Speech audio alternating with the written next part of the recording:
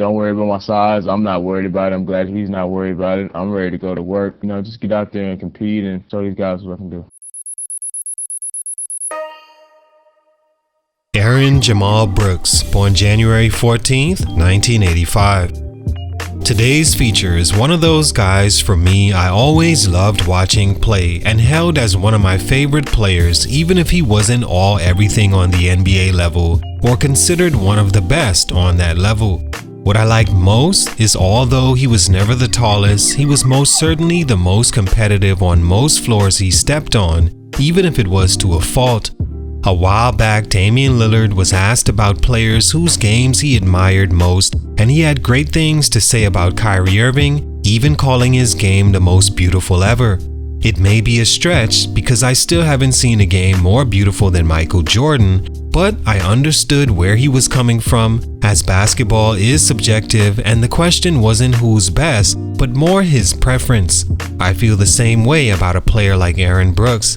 His game and his mentality on the court was always beautiful to me. His bow-legged, fast-moving feet, ability to get anywhere on the floor he wanted to with his shiftiness and ball on a string, elevation on his jumper that stretched far beyond NBA range, and again his competitiveness made him fearless and ideal for taking and making big shots in big moments, like he did against UCLA, who were the #1 team in the country at the time, and against Arizona, both Pac-10 rival teams, expected to stomp the Oregon Ducks but left with disappointment. Players like Brooks and aforementioned Kyrie Irving you can't build or expect to have on your team every year with that one important intangible, and Aaron Brooks wasn't exactly a slouch on defense either, bringing the same energy on that end, lacking in size but making up in effort, fast hands and IQ and anticipation. He was all everything in high school, including a McDonald's All-American, Parade All-American, Washington's Mr. Basketball, and top 4 point guard in the nation. In college, the success followed him, leaving a 4-year starter, Wooden All-American, first team All-Conference, and left with his degree after 4 years in political science, a competitor on and off the floor. I wouldn't say the expectations were exactly high for Brooks, drafted 26th overall in the first round by the Houston Rockets in 2007, but he was a great scorer in college and high school and brought in expected to carry that on into the NBA as well. He was improving each year early on, and by his 3rd year in the league, was averaging 19.6 points per game, over 5 assists, and shooting 40% from 3, playing and starting every game in the 09-10 season. He'd win the NBA's Most Improved Player after that year, with the future looking bright in a place he really could have carved out his own identity during Houston's rebuilding stages before getting James Harden and becoming a contender. The potential was there, but for these reasons, Aaron Brooks is one of my favorite selections for most underrated and forgotten. Here's why. Let's talk about it. It's your boy JC Stunted Growth. Let's get it, man. Take a minute to like, subscribe, and comment on who I should do next. Aaron Brooks was a 6-foot point guard from Seattle, Washington, although some say he's closer to 5'10", that starred immediately at Franklin High School and had the career players dream of. He was the top freshman, sophomore, junior, and senior in Washington, and by that time won a Washington 4A state championship while being officially named the best player in the state according to Gatorade. As mentioned, McDonald's All-American, signifying the best players in the country, and heavily recruited, but accepted an offer to his dream school, Oregon. To this day, when I think of Oregon basketball, I think of none other than their Hall of Famer Aaron Brooks, inducted in 2017. He improved from his freshman to sophomore year at Oregon, then a down year and suspension kept him from leaving as a junior, but he got a chance to graduate, redeem himself with a career senior year, making him a lock first-round pick in the draft. Stunt number 1, undersized and out of position.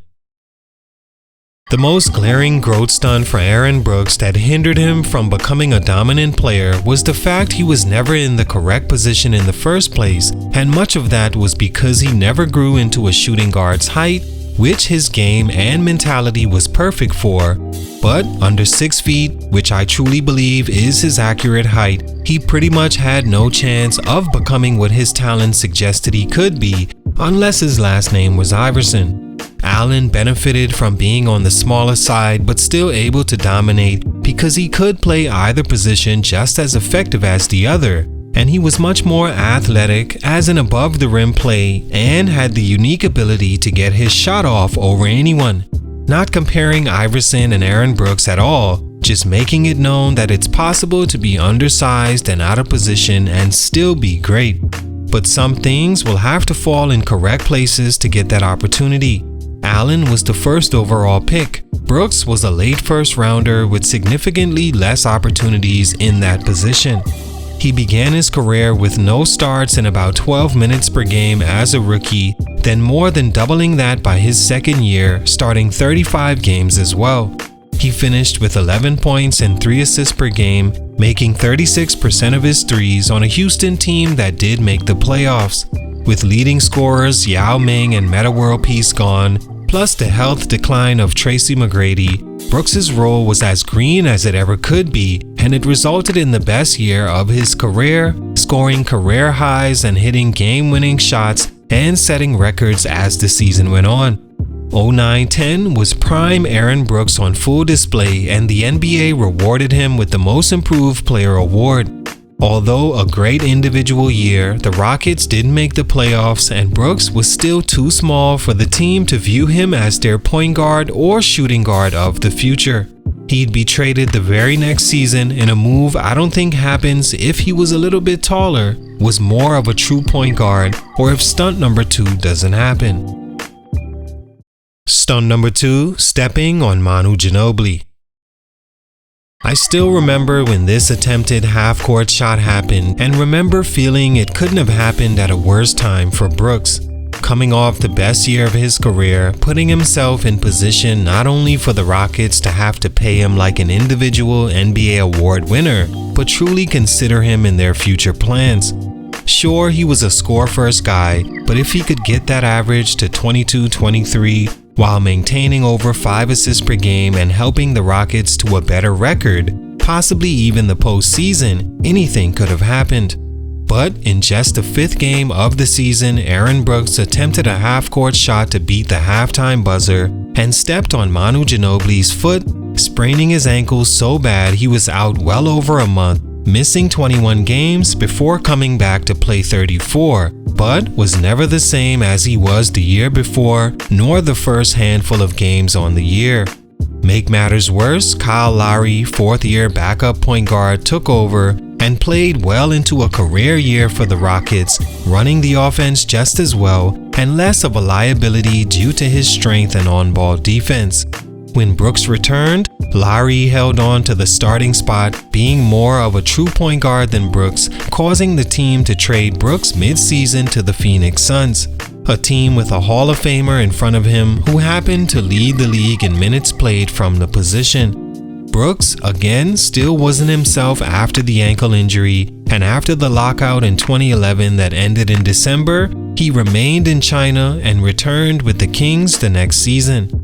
A team with a young Isaiah Thomas, pretty much a better Aaron Brooks.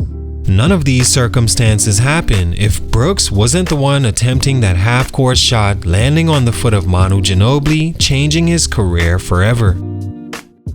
Stunt number 3, opportunity went away. Needless to say, Aaron Brooks' opportunity to build on his most improved year was long gone by the time he returned to Houston for 7 games in 2012-13 after the Kings waived him March 2013. The Rockets also waived him months later, only to re-sign him to a 1-year deal not long after. He'd play 43 games for them in 13-14 before being on the move again, traded to the Denver Nuggets, who held on to him for just 29 games.